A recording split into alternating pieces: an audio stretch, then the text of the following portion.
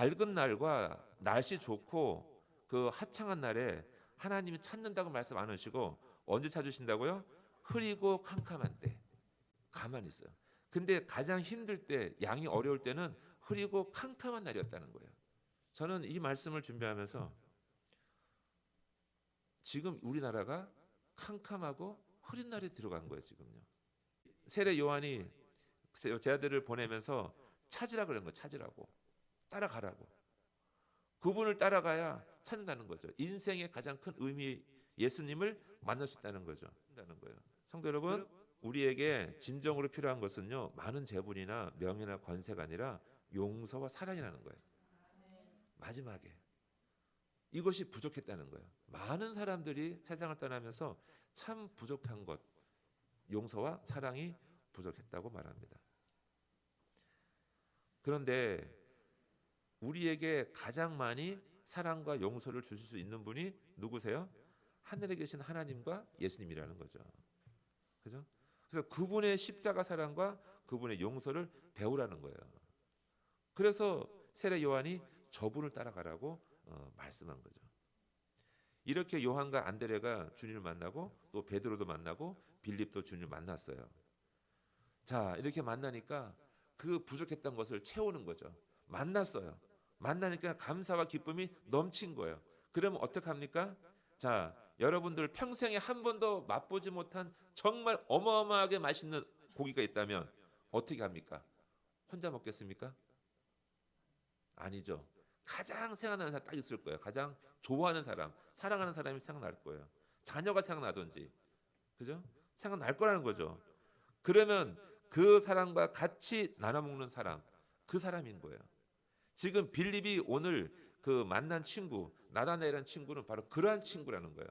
가장 사랑하고 가장 생각나는 친구가 나다나엘이었어요. 그래서 쫓아가서 나다나엘 가서 야, 내가 메시아를 만났다라고 고백한다는 거예요. 그래서 기다리는 거죠. 네, 어떻게 합니까? 빌립이 포기하고 돌아갑니까?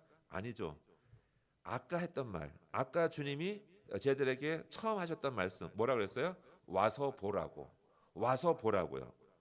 와서 보라고 빌립이 나다나엘을 부르는 거예요. 할렐루야. 그 사마리아 여인, 요한복음 4장에는 사마리아 여인이 뭐라고 증거합니까?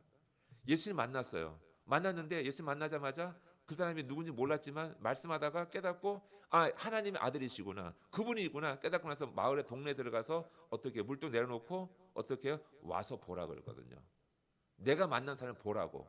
무화과 나무 아래에 있을 때 너를 보았다고. 이 말씀하기 전에 예수님이 네 마음 이스라엘 중에 간사한 것이 없다라고 나단을 칭찬하세요. 칭찬하자 어떻게 날 아십니까? 칭찬이 문제가 아니라 너의 마음 안에 간사한 것이 없다는 것을 알게 하셨거든요. 어떻게 하셨습니까? 하니까 예수님이 뭐라고 말씀하세요?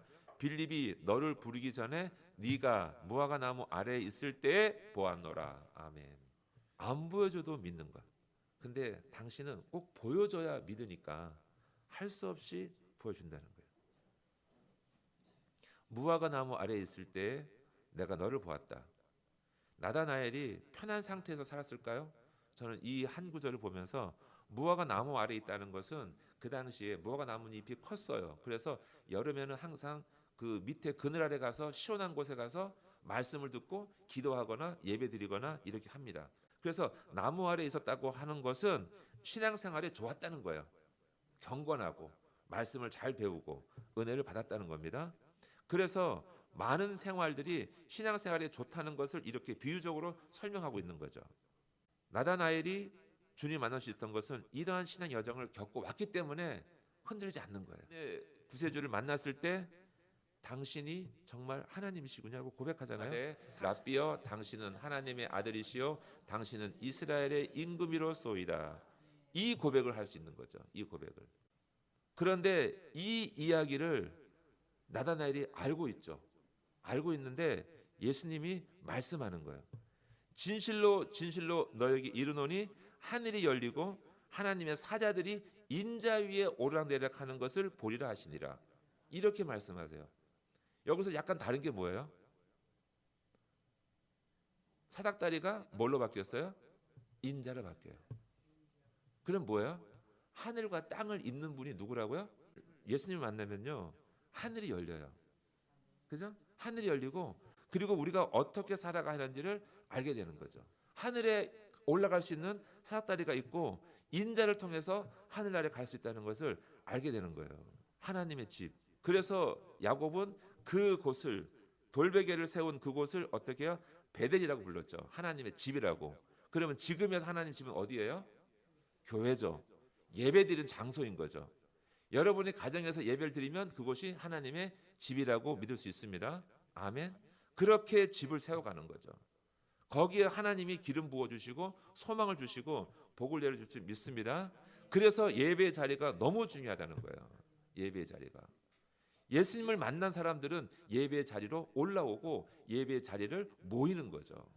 그래서 그곳에 엎드려 기도할 때마다 하나님이 기름 부어주신다고 말씀하는 거예요. 할렐루야.